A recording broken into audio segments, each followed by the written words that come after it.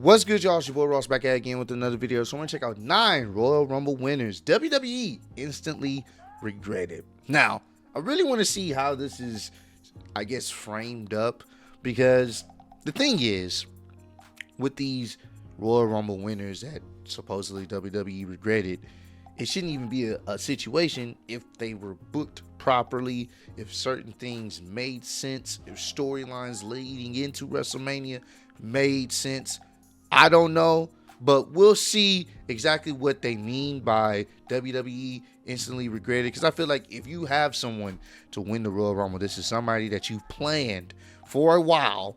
Well, I don't know. Vince was in control for a lot of these situations, so maybe he planned it the day before you're going to win the Royal Rumble. So, but idealistically, you want to have your Royal Rumble winner already kind of pre-planned, unless something happens, whether they, get injured or whatnot. But you want it to be pre-planned months in advance, so you kind of have an idea and a roadmap to how WrestleMania is going to play out. So that's why it's like, I don't know how this list came about, but hey, I'm interested to see, how this list really, formulated. Hey, Royal Rumble is right around the corner. I'm looking forward to it. Best believe I'm definitely going to be doing my Royal Rumble preview and predictions, so stay locked into that. All right, let's get into it, man. WWE instantly regretted the Royal Rumble winner, Edge, in 2021. When Edge won the 2021, or the COVID Royal Rumble as some call it, fans were very pleased. Edge's journey back to the world title picture was definitely a WrestleMania-worthy storyline, and Edge vs. Roman Reigns would be a welcome main event for WrestleMania 37. For sure. But the issue here was that Vince McMahon was fully invested in the idea of a Daniel Bryan vs. Reigns feud, and McMahon devoted all resources to the angle following the 2021 Rumble. This put McMahon in a difficult position, and it was almost as if overnight he had regrets about making Edge the 2021 Rumble winner, and he proceeded to go into an alternative direction for the biggest show of the year. Yeah, he did. Whilst Edge would indeed still be officially the #1 contender for WrestleMania, WWE would add Daniel Bryan to the match. McMahon's infatuation with Bryan in 2021 was a far cry from the days where McMahon believed that Bryan wasn't even a main eventer, as he was now changing the WrestleMania main event plans to incorporate one of his favorite stars. The triple threat match received universal praise from fans. Fantastic match. match Between Reigns and Edge would eventually go down at the 2021 Money in the Bank event. Charlotte Flair in 2020. And it's really crazy, because I enjoyed that. Did I think Bryan needed to be in that spot? No. But at the same time, I did enjoy it. It did kind of make Edge's win pointless in a sense, because another person got added to the match that didn't win. You know what I'm saying? So I can understand why in hindsight, you should have just had Daniel Bryan win. I think that would have been fine too. But I did enjoy the triple threat match, and it's just very ironic that many years later, Daniel Bryan became one of Vince's favorites of all people. That's why when they left and Daniel Bryan went to AEW, there was no hatred, you know what I'm saying? No love lost. Like, he didn't, go out there and try to down the company. I think that bridge is still there. If he ever wanted to come back to WWE, he will be welcomed with open arms, whether Vince or Triple H was there, because I think they just kept that dynamic. It wasn't no hate on his way out. It was just like, hey, I want to do something different, and Vince let him go. So, 20. One of the common complaints relating to WWE during Vince McMahon's final few years in charge was that every major decision seemed spontaneous, and the company lacked any long-term storytelling. In 2020, the initial plans for the 2020 Women's Royal Rumble were going to see Shayna Baszler win the match and challenge Becky Lynch at WrestleMania 36. McMahon would change these plans and instead go with Charlotte Flair. This led to confusion amongst fans, as it was unclear where Flair would fit in the title picture at WrestleMania, and WWE creative were also confused, as it was even claimed that the two respective main roster title matches were set for WrestleMania. It's likely that McMahon got cold feet in relation to Baszler, and he opted for the safe choice with Flair. But the problem was that McMahon was then tasked with placing Flair in the title match, and he decided to move forward with Flair challenging for the NXT Women's title, which was suddenly being labeled as an equivalent title to the main roster's championships. When it comes to Flair's win, it wasn't necessarily a case that WWE regretted the booking call. It was more of a case that her win created nothing but headaches for the creative team. Hopefully She may be. I think she's supposed to be in this year's Royal Rumble. We'll see if that happens again. Lex Luger in 1994. And whilst it was clear that WWE wanted Lex Luger to be the next top babyface in the company, they there was definitely always did. some hesitation in going all the way. At the 1994 Royal Rumble, WWE would decide to have both Luger and Bret Hart win the respective matchup. As a result of this historic booking call, both men would challenge for the WWE Championship in 2 distinct singles matches at WrestleMania 10. Now Luger would fail in his attempt to become WWE Champion at WrestleMania, whilst Hart would be successful and would close out WrestleMania 10 as WWE Champion. WWE realized in the matter of weeks after WrestleMania that Hart was the right guy to carry the company. There we go. The go. Luger experiment was never going to succeed. Yeah. In hindsight, WWE should have proceeded with the solo Rumble win for Hart, yet there may have been a glimmer of hope that Luger could finally attain the popularity they did. And that's what it was. It was just trying to see, well, maybe Luger can, rise to that occasion with the fans in the fans' eyes, and it didn't work that way. So it probably would have been the best bet just to have Bret win it all at that time. Desired. Shinsuke Nakamura in 2018. Shinsuke Nakamura winning the 2018 Rumble was a huge deal, and it was a sign that WWE were going to push Nakamura heavily as they approached WrestleMania 34. Nakamura versus AJ Styles was a certified dream match for WrestleMania 34, and fans were convinced that the match was destined for the main event slot. However, just weeks after Nakamura's world title win, it became apparent that Roman Reigns versus Brock Lesnar was going to be the main event of the show. It was almost as if WWE wanted Reigns to win the Rumble, but they didn't want to have the crowd to have a negative stance on the victory.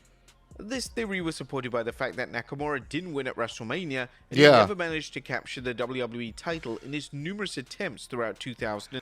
And to be honest with you, the match just, it didn't land like I think a lot of us expected. I think a lot of our expectations were like above the roof on, these guys going out there giving us a 5-star classic. And I wouldn't say it was bad, but it wasn't memorable either.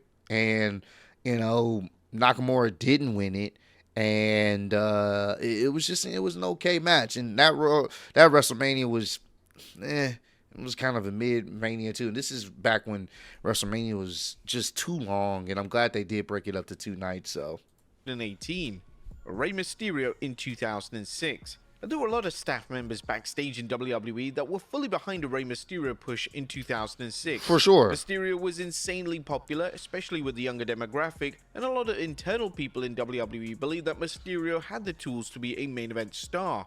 The one man that didn't share this belief was Vince McMahon. McMahon didn't believe that Mysterio had the size or stature to be a world champion, and when McMahon reluctantly agreed to have Mysterio win the Royal Rumble, it took literally days for McMahon's regret and resentment to come out via Mysterio's booking. He would often look like a joke, and WWE fans had a tough task in taking him seriously in the role due to this backwards booking. The same can be said for Mysterio's eventual title win. Although Mysterio won the world title at WrestleMania 22, it was against McMahon's vision, so McMahon decided to book Mysterio as if he was a total afterthought. Ronda Rousey in 2020. That's a fair point. That's a fair point. Because you would think that they would, really run with Rey, being this, potential next top guy, even though he's smaller, but he was super over. You would think they would run with that, but they didn't. Like, for him to win and, the Royal Rumble and win the World Heavyweight Championship and kind of be looked at as an afterthought, kind of let you know Vince probably definitely was talked into it and then was like, we'll give him a little title run and then we got to switch this up. So 22. WWE was under the impression that fans would be delighted to see Ronda Rousey return at the 2022 Rumble. Whilst granted, Rousey's initial pop was impressive, the fans lost interest the moment she began to wrestle, and as her in-ring work had dramatically regressed. And we knew she came at number 28, bro. Look at that. I just want y'all to see what number she came at. You knew she wasn't losing. Like, it was once, people had been talking about that she was going to be there, but once that she came out there, it was over. She wasn't losing. So we already knew. I was like, oh, well, they pushed her right back to the top. She began to wrestle, and as her in-ring work had dramatically regressed, and she looked completely lost in the match. Rousey would win the annual matchup, which was heavily bashed by fans, as was seen by many as Sasha Banks' year to finally win the Rumble and challenge for the women's title at WrestleMania. It was also reported that WWE didn't have Rousey's WrestleMania plans locked in, which was baffling, as why on earth would you book a wrestler to win the Rumble if you don't know what their WrestleMania direction is going to be? This is why I said at the beginning of the video, it would make sense if Vince had some regrets or whatever the case may be. If it's rumored they didn't even know what she was going to do at WrestleMania, why would you have her win? This is why you're supposed to have the winner already locked in months in advance. But Vince, he was just kind of in his later years, it's just, we're going to do this because fuck it. I'm Vince and we'll wing it.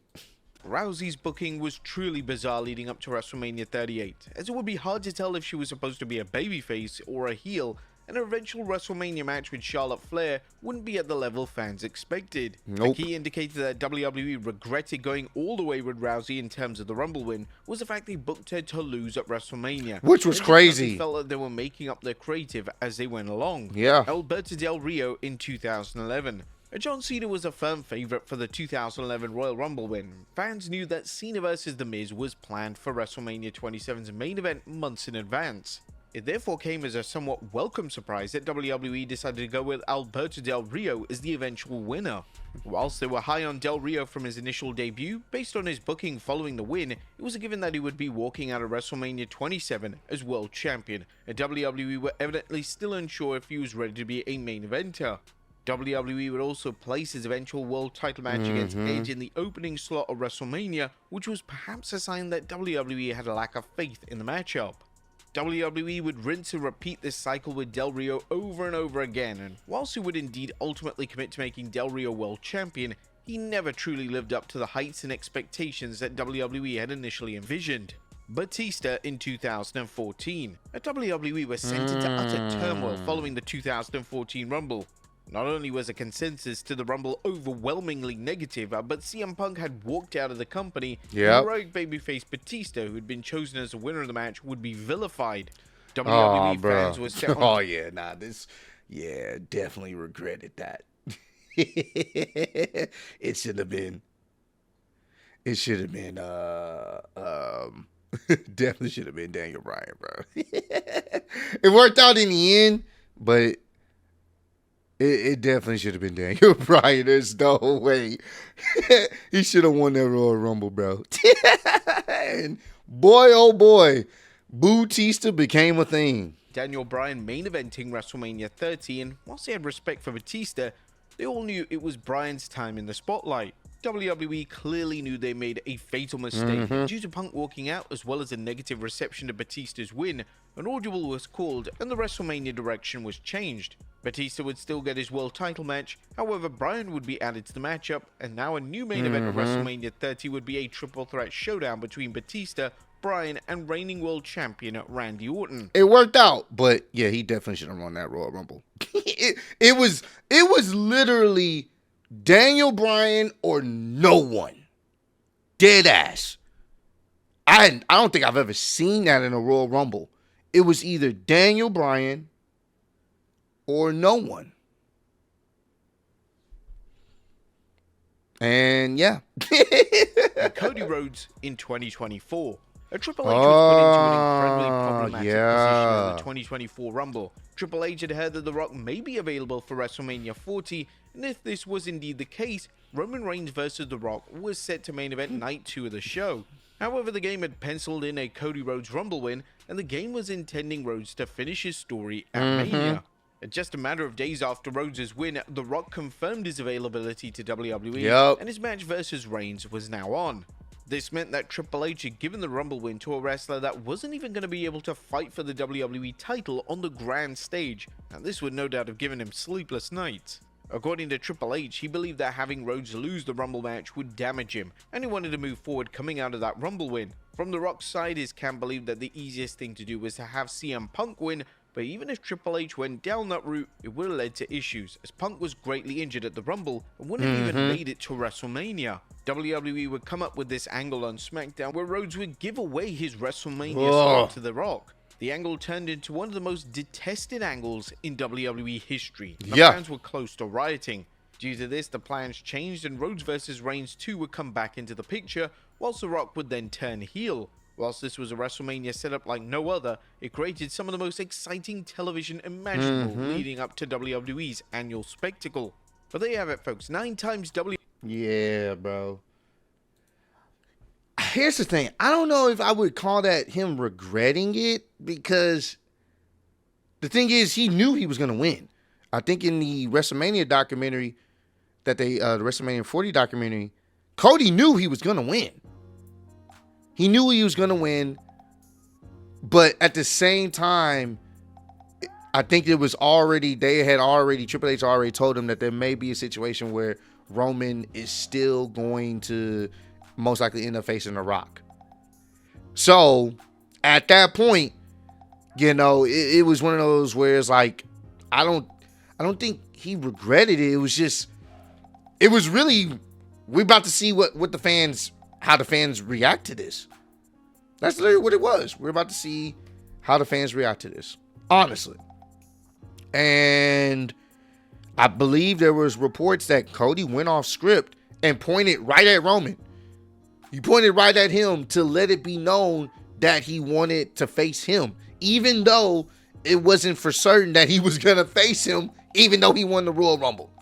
Because facing Seth Rollins, that wouldn't have been, no. Cody's already beaten him 3 times. And that's not the same, bro. I got to face this guy. Nah, bro.